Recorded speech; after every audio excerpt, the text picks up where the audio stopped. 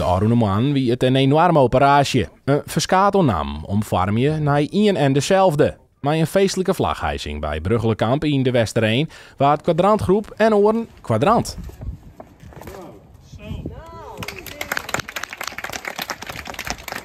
De vlaghijzing waar die troch vrouw Postmus die het op haar plak zit in het Westzorgcentrum. Nou, dat dacht hij toch wel wat, ja. Ik zit hier nog 2 jaar en het voldoet me best. Ja, dus nee, ik vond het wel heel bijzonder. Duizenden meewerkers moesten in de Aruneman in nieuwe kleren. Alle bordjes bij het tientallen centra moeten aanpast worden. En ook de thuiszorgauto's moeten opnieuw bestikkeren worden. Het is een grote klus, vooral omdat er zoveel verschillende namen zijn.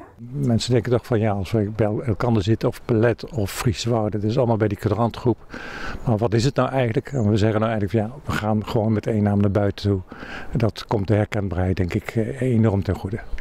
Ik ben Postmus, joch de voordeel van één namen. Nou, het is volle oorzichtelijker natuurlijk, hè. De oerlijke namen, ik heb familie of kennissen in Zuiderhuis, daar heet dan weer oors en terwijl het onder dezelfde paraplu valt, zei het maar. Ik vind het wel oorzichtelijker.